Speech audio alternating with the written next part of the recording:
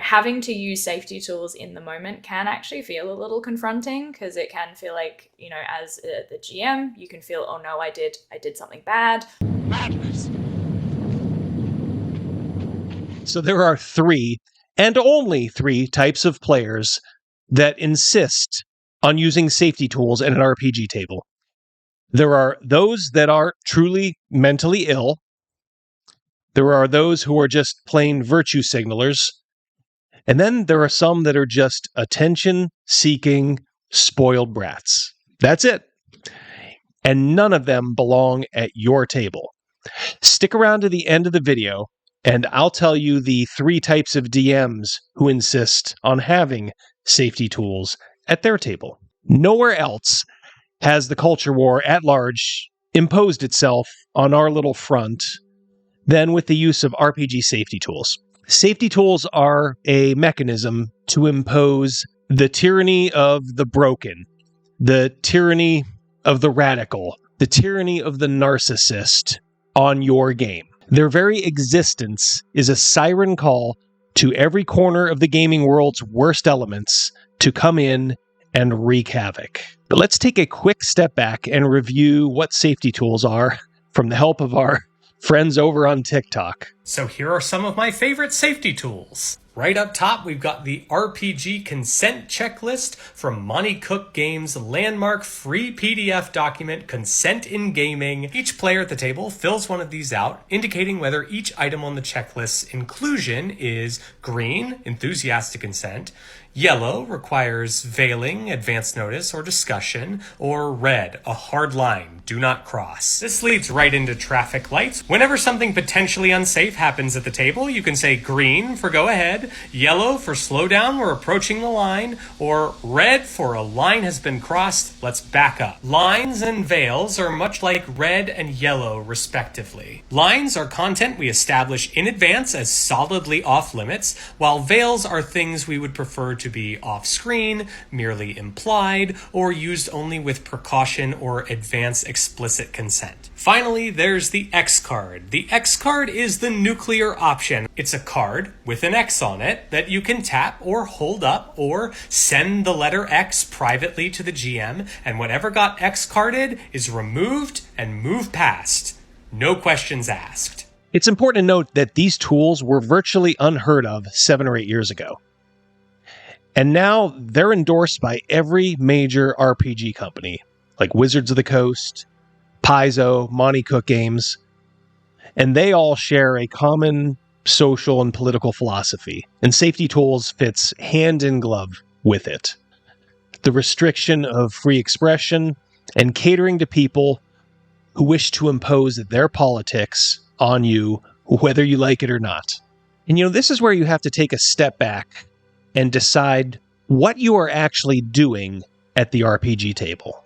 Sure, you're there to play and have fun, but I'd argue that you sell yourself a little short if that's all you think that you're doing. You are engaged in an artistic enterprise. You are telling a story by the actions taken within the game. And I strongly, strongly believe that that is art. Even if it's only known to a few, it's still art. And name one form of art that has flourished when it's had to pass through the gate of censorship. You have to be careful, too, because the folks who push safety tools have to gaslight you into going along with something you probably know in your own heart is inherently wrong and incompatible with free expression. One of the things that I learned that I didn't know about is that consent in gaming and sort of these concepts, they're not necessarily new. We might have new ways of going about them now, but this kind of make sure your players are okay, that's been around for as long as RPGs have, basically, right? I do actually see the ways in which safety tools would have helped in a lot of situations. Even something as simple as saying, "Yo fam, let's not rules lawyer today." That was from an interview just a short while ago by the Chaosium RPG company with one of their star GMs.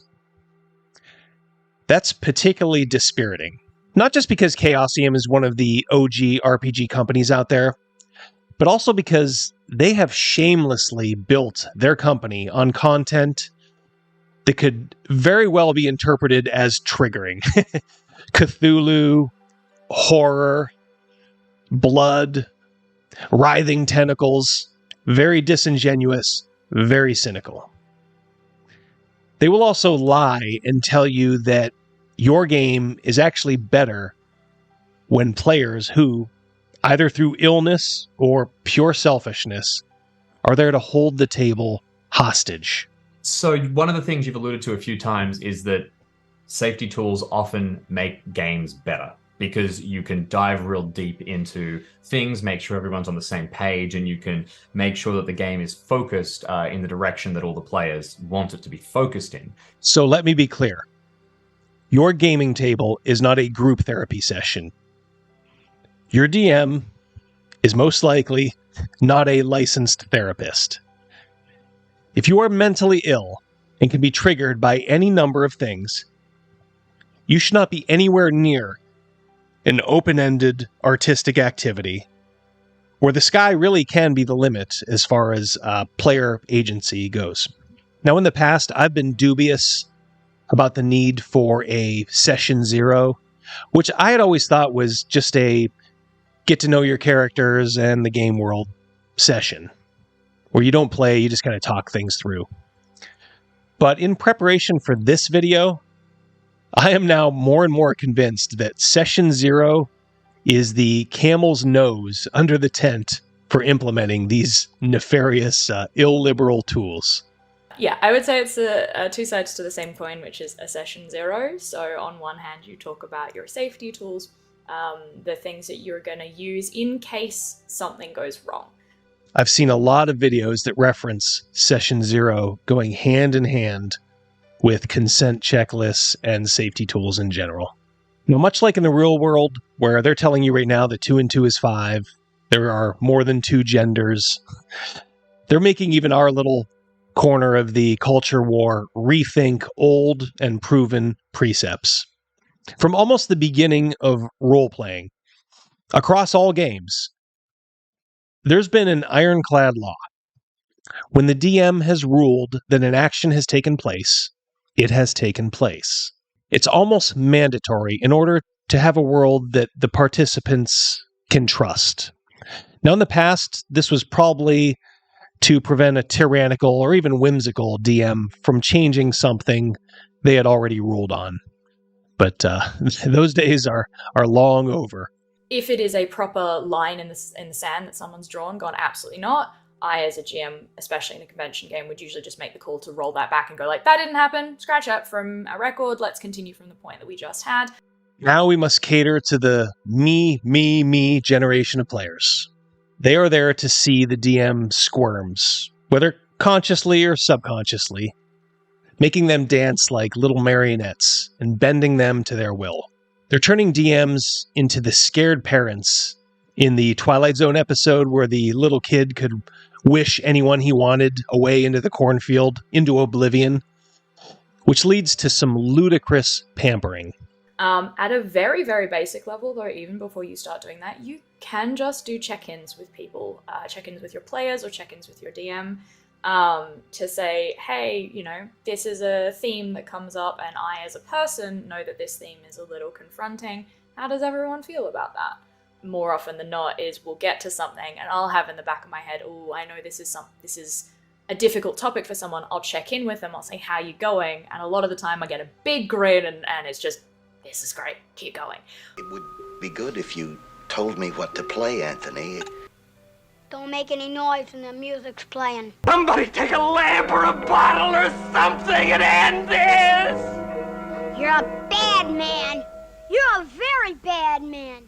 If the DMs aren't turned into frightened curs, they're being trained to turn their ire on anyone who might not fall in line with what the DMs themselves are being forced to adhere to. So, for example, when I run convention games, my session 0, like, here is all the etiquette, is a list of rules I set. And I say, here is the etiquette of my table. This is what I expect from you if you sit down at my table. And then I check with the players, because as much as I have a god complex, I am not in fact God. I would still absolutely start with a gentle reminder, because I will always come from a place of I am going to assume that what you've done was a mistake, or you don't fully realize the implications of what's happening right now. If that doesn't change the behavior and it keeps happening, a firmer do not do that again. Boy, what a fun table that sounds like, huh? But I doubt she's alone. There are many DMs out there who don't have the guts to refuse these insidious things. So they end up taking it out on the people at the table that give voice to the part of their mind that they were too cowardly to express. One thing it also does, it turns men into obsequious jokes. I've also seen online, usually in a kind of disingenuous or misunderstood way, people who critique safety tools. Do you have a response to everybody who kind of says, hey, safety tools ruin games and stuff like that? And to be clear, I'm setting you up here with something, I would also answer with a critique to that idea. If you cave and agree to use these things at your table, your game will suffer. And it'll end up being a flavorless concoction that everyone will lie about liking, but few actually will. Even the woke ones. Oh, they'll stay just to watch you dance for their pleasure. I mean, that's just who they are. You cannot be honest and make any art worthwhile with these constraints. I'd be leery of any game master who'd unquestionably run a game where he has to parse every word as though he were being threatened at gunpoint, in fear of the imaginary commissar leering over his shoulder. There's a word for what such a person will be making. It's called propaganda. Whether they're a willful participant or a useful idiot, it really doesn't matter. If someone wants to make a game that includes violence, slavery, or sex, they should have that freedom. Now, they also bear a responsibility to handle those subjects in a mature way, or the art will be rightfully mocked as being juvenile and salacious or worse. And any normal person, would abandon such game in short order. But I will not censor myself and my ability to skillfully handle any of those subjects should I choose. How dare anyone ask me or you to stop doing something because someone else might abuse this privilege? At the beginning, I promised you the 3 types of DMs who allow safety tools at their table. And they are, unsurprisingly, the coward, the virtue signaler, and the amateur therapist. This final clip perfectly encapsulates the lunacy of this endeavor. You have a DM who obviously thinks they are a trained therapist, and a player who is exercising ludicrous power over the game world. Yeah, safety tools, when done correctly, as I said, allow for a space of exploration. The traffic light system, which is green, is enthusiastic consent, yellow is I am okay with this within some boundaries, and red is you're no-go, you don't touch it. And what I find really interesting is the number of times I've had players put things as yellow, but then actually say, no, this I'm not comfortable with, but I do actually want to explore it. I just want to explore it within this framework. So a really great example of that would be, I am fine to have this happen to an NPC. I don't want it to happen to my character. I don't think there's a better way to end a video on this farcical subject than this.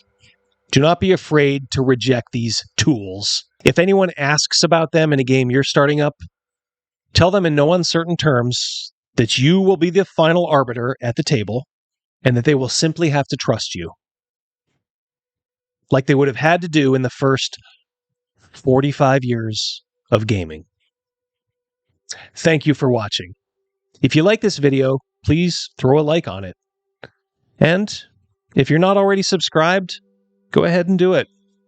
That way you won't miss any of my new videos, or the fun live streams we have, where we do things like cover breaking news, do some interviews, And we critique D&D live plays, which can be a little painful, but also a little bit of fun, too. Go ahead and check out some of the more recent ones we've done. This channel is less than half a year old, and we already have some pretty good momentum going. So join us, and you can say that you were here in the early days. Listen, have a great, great rest of your day, and we will catch up with you guys very, very soon. Goodbye. What qualifies you to be a U.S. Senator? You have 60 seconds. Hi, good night, everybody.